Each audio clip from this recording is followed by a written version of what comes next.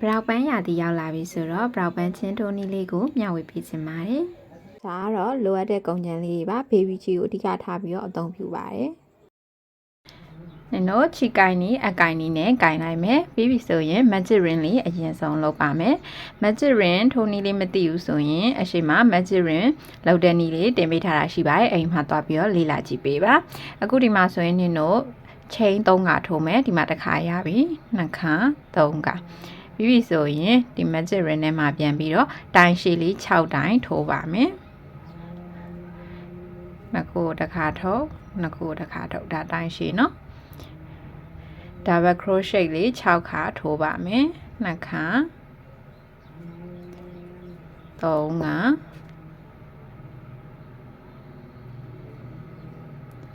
4ခါ5ခါ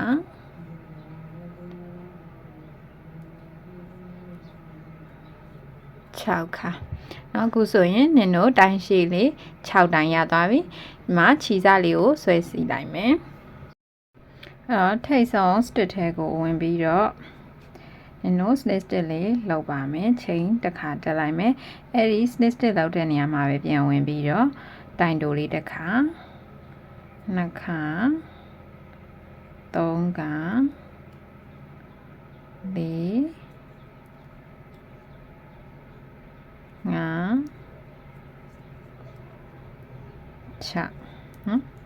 နော်ဒီမှာ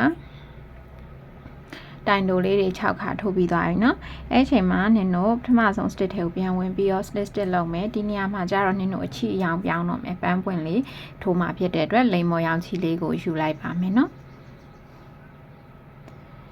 ပြီးရင်ဒီအစိမ်းရောင်ချီစာကိုတင်တင်လေးပြန်ဆွဲလိုက်ပါမယ်ဒီနေရာမှာလည်းချိန်3ခါတက်ပါမယ်1 3ပြီးရင်ဒီမှာယူထားရဲပေါ့နော်ဒီချိန်ထိုးထားတဲ့အပေါက်ထဲကိုပဲပြန်ဝင်ပြီးတော့နင်တို့တိုင်ရှည်လေး3တိုင်ထိုးမယ်1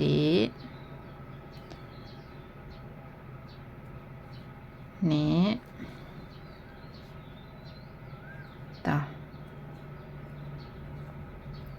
ပြီးရင်သူ့ရဲ့ base stitch ထဲကိုဝင်မယ်တိုင်ရှည်လေး3တိုင်ထိုးပါမယ်1 2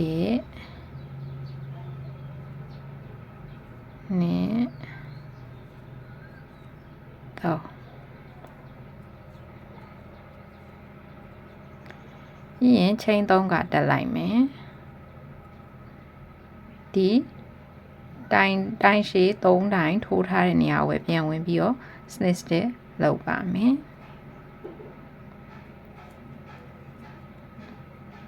သူ့ရဲ့ base stitch ထဲကိုဝင်မယ် snip stitch လုပ်မယ်ချိန်3ခါတက်မယ်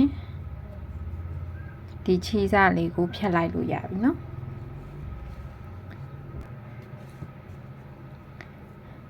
ချိန်3ခါတက်မယ်ဒီထဲကိုပဲပြန်ဝင်ပြီးတော့တိုင်ရှည်လေး3တိုင်ထိုးပါမယ်1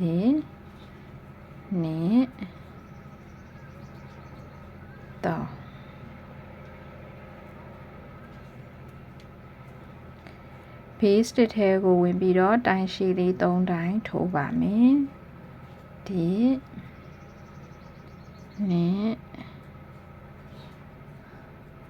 3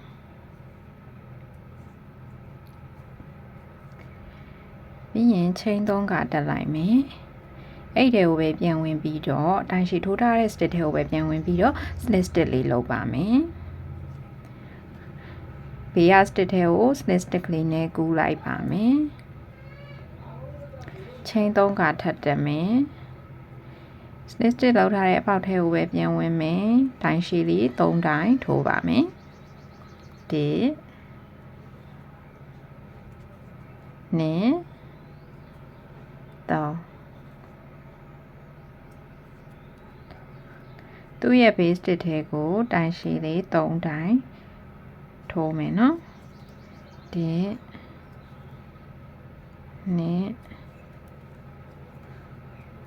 3ပြီးရင်ချိန်3ခါတက်လိုက်ပါမယ်ဒီထဲကိုပဲတိုင်ရှည်ထိုးခဲ့တဲ့ stitch ထဲကိုပဲပြန်ဝင်ပြီးတော့ snip stitch လေးလုပ်ပါမယ်နော်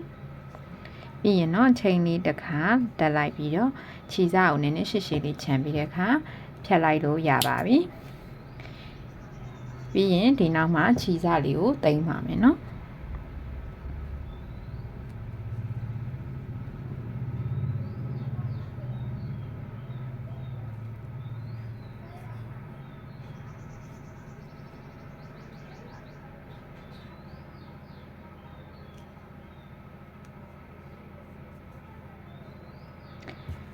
ခြေစားလေးကိုဖြတ်လိုက်မယ်ဒါဆိုရင်တော့ပွင့်ဖက်လေးရသွားပါပြီနောက်ထပ်အဖူးလေးကိုဆက်ထိုးပြပေးပါမယ်စိမ်းရောင်ချီလေးကိုပဲအသုံးပြုပါမယ်ဒီမှာလည်းmeasuring လုပ်မယ်ချိန်တစ်ခါတက်မယ်ပြီးရင်တိုင်လက်ကလေး6တိုင်ထိုးပါမယ်ဒီနဲ့3 4 5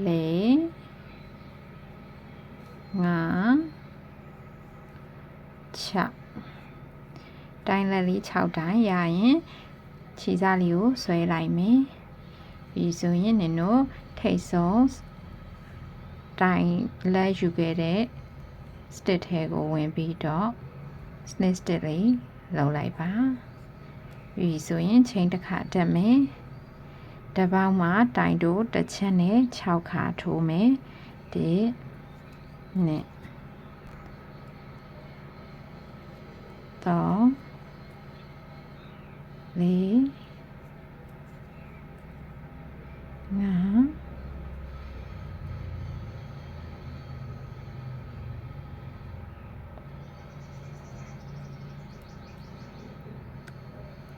6နော်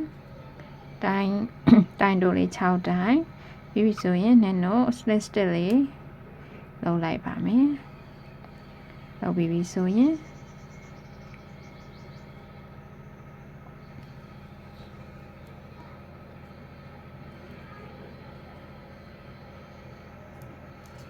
ခြေစားကိုနည်းနည်းရှည်ရှည်လေးခြံပြီးတော့ဖြတ်လိုက်ပါ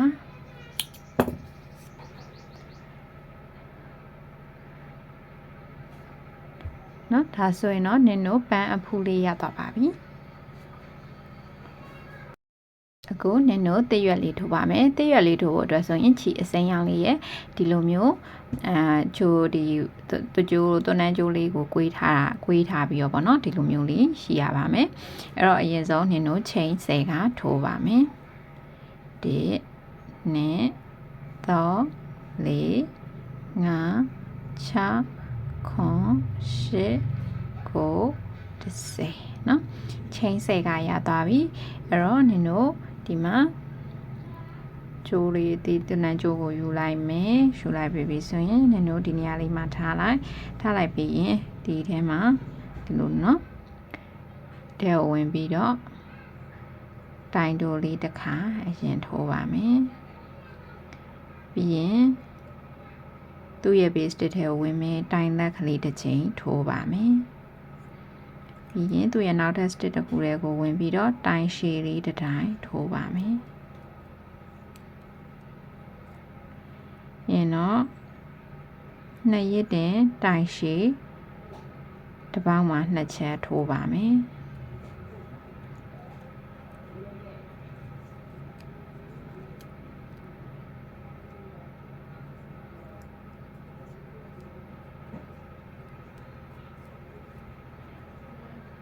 နောက်ထပ် stick တစ်ခုမှာကတစ်ပေါက်ထဲမှာတိုင်နှစ်ရစ်တင်တိုင်ရှည်တစ်တိုင်းထိုးပါမယ်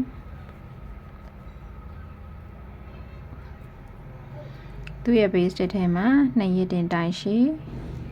တစ်ပေါက်ထဲမှာ2ချက်ထိုးရပါမယ်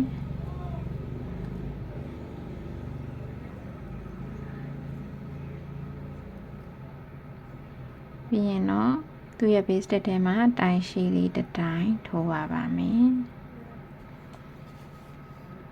base တစ်ထဲမှာတော့တိုင်လက်လေးတစ်တိုင်းထိုးရပါမယ်နောက်ဆုံး stick ထဲမှာတော့တစ်ပေါင်းမှာတိုင်တို့3ကထိုးပါမယ်1 2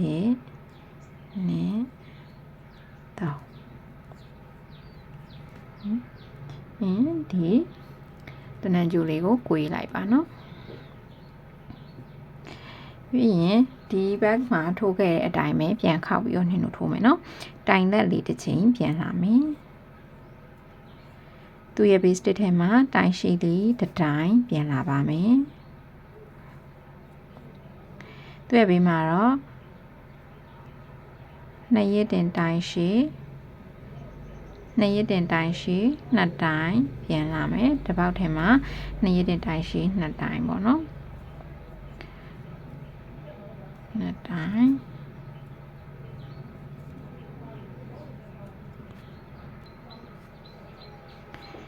သူ့ရဲ့ base တစ်ထဲမှာတော့နှစ်ရစ်တင်တိုင်ရှိတစ်တိုင်းနှစ်တင်တိုင်ရှိတစ်တိုင်းထပ်ထိုးမယ်သူ့ရဲ့ base တစ်မှာတော့နှစ်ရစ်တင်တိုင်ရှိတစ်ပေါက်ထဲမှာနှစ်ချက်နဲ့နှစ်တိုင်းထိုးပါမယ်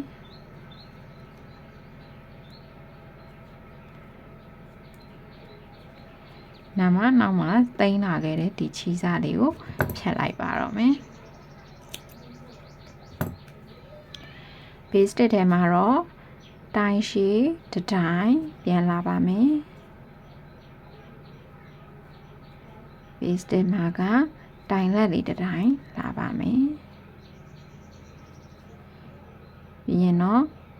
တိုင်တိုးလေးတစ်တိုင်းလာပါမယ်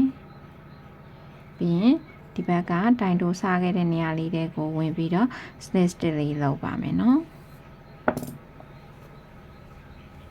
ပြီးရင်ခြေစားကိုနည်းနည်းရှိလေးထားပြီးတော့ဖြတ်လိုက်ပါ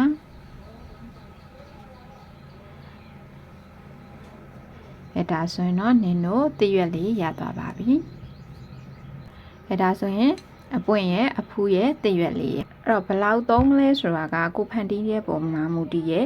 တစ်ခက်မှာအပွင့်လေးတွေ၄ပွင့်သုံးမလား၅ပွင့်သုံးမလား၃ပွင့်သုံးမလားပေါ့နော်အဲ့ဒီပုံမူတည်ပြီးတော့ဒီအပွင့်ပဲနှစ်ပွင့်အဖူးပဲနှစ်ခုဆိုတာကိုကိုတွက်ပြီးတော့ထိုးပါနော်နင်းဒီမှာဆိုရင်တော့အပွင့်လေး၄ပွင့်ထည့်တဲ့အဖူးလေးကိုလည်း၄ခုထည့်ထားတယ်အရွက်ကလေးကိုလည်း၄ရွက်ထည့်ထားတယ်ဒီဘက်ချမ်းမှာကျတော့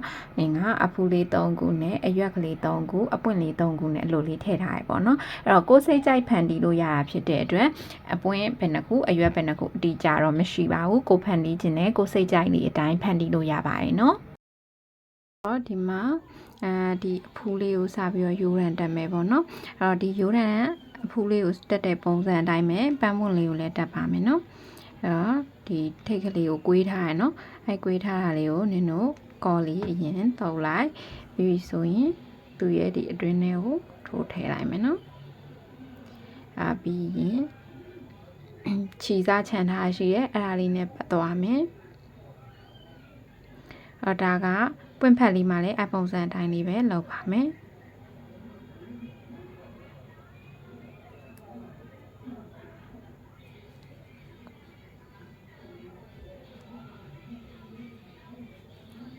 ဆိုရင်ရပြီသွားပြီဆိုရင်ဒီနားမှာကော်ကိုနည်းနည်းလေးထည့်လိုက်မယ်ကော်နည်းနည်းလေးထည့်ပြီးတော့ကတ်လိုက်ပါမယ်နော်ဒါဆိုရင်ဒီလိုလေးရသွားပြီအဲ့တော့ပွင့်ဖက်လေးကိုလည်းဒီပန်းပွင့်လေးကိုလည်းပေါ့နော်ပန်းပွင့်လေးကိုလည်းအပုံစံတိုင်းလေးပဲလုပ်ပါမယ်။ဘာလို့တရွက်လေးမှာဆိုရင်လည်းဒီအပေါ်နားလေးမှာနည်းနည်းလေးကော်လေးထည့်မယ်နော်နည်းနည်းပဲထည့်မယ်အများကြီးမထည့်ဘူး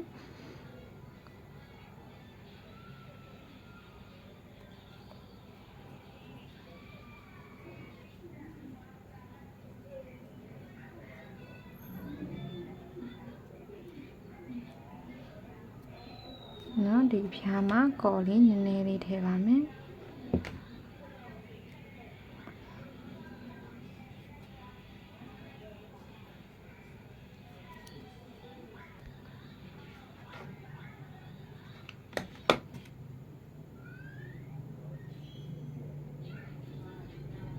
ဒီပုံနေတဲ့ခြေစားလေးကိုဖြတ်လိုက်ပါ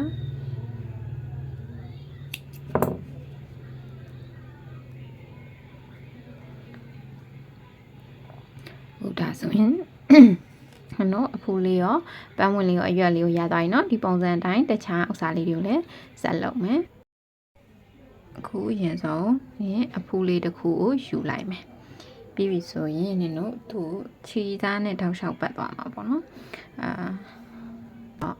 နော်ဒီမှာကော်လီနည်းနည်းလေးအရင်စာတုပ်လိုက်မယ်အများကြီးမဟုတ်နည်းနည်းပဲနော်တော့ခြေကိုပတ်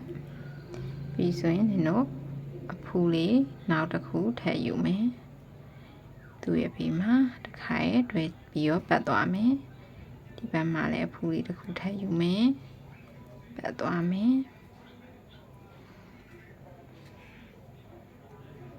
ဒီညမှာအရွက်လေးတစ်ရွက်ယူမယ်နော်ဒါကငါကြတော့လေဒီပန်းချင်းလေးပေါ့နော်ပန်းချင်းလေးလောက်တာဆိုတော့အရင်အရှိမလောက်ချင်ဘူးပေါ့နော်အဲ့ဒီအတွက်ဒီလိုမျိုးလှုပ်လိုက်တာအကယ်၍ကိုကဒီပန်းအိုးအမြင့်ထဲမှာထိုးမဲ့ပန်းခက်လုံမဲဆိုရင်တော့အရွက်တက်အဖူးတက်ကိုဒီလိုမျိုးပတ်သွားပြီပေါ့နော်တခုကိုအရွက်တစ်ရွက်ဆိုရင်အလဲမှာစန်တာထားပြီးရင်ဒီနှစ်ရွက်ထပ်ပြီးအဲ့လိုမျိုးလှုပ်သွားပြီပေါ့နော်ဒါကတော့နင်းကဒီပန်းချင်းလေးထဲမှာတီးတီးလေးပဲလှုပ်မှာဆိုတော့နင်းကတော့ဒီပုံစံတိုင်းပဲလှုပ်လိုက်ပါမယ်နင်းပြန်လျှော့လိုက်မယ်နော်လျှော့ပြီးတော့ပွင့်လေးတစ်ခုထည့်လိုက်မယ်နော်အဲ့ဒါကိုနင်းတို့ဆက်ပတ်သွားမယ်ပြီးရင်အရွက်လေးတစ်ရွက်အပွင့်လေးတစ်ပွင့်ထပ်ထည့်မယ်ပတ်လိုက်မယ်ပြီးရင်အရွက်လေးတစ်ရွက်ကလေးကဒီဘက်သွားလိုက်မယ်နော်ရွက်လေးတစ်ရွက်ထပ်ထည့်မယ်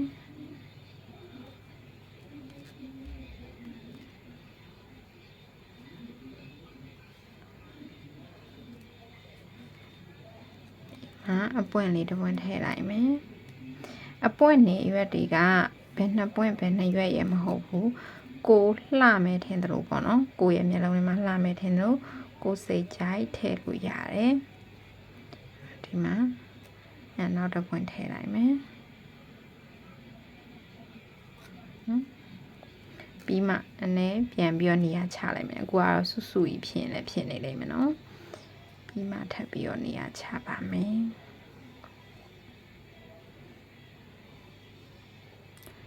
လေးပွင့်မဲ့ထည့်လိုက်တော့မနော်နော်ဒီအောင်တောက်လျှောက်ပတ်သွားလိုက်မယ်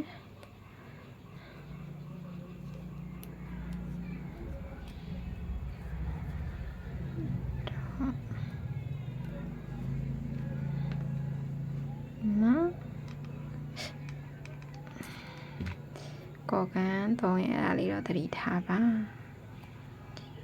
ကူရီတဲ့နင်တို့တော့ခဏပူတော့မယ်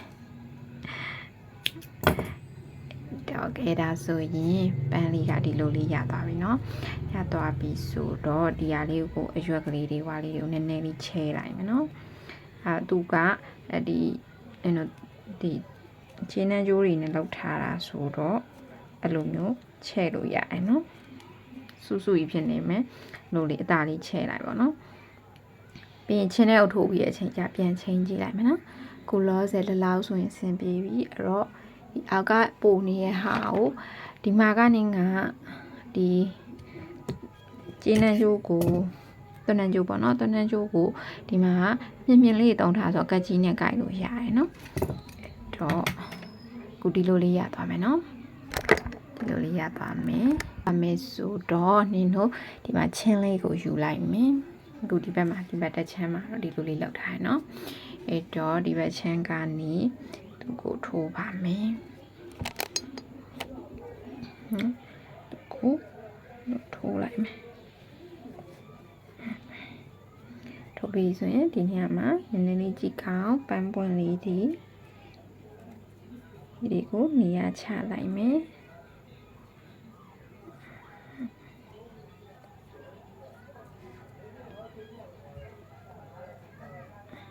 နော်ကဲဒါဆိုရင်နို့ပတောက်ပန်းချင်းလေးရသွားပါပြီเนาะ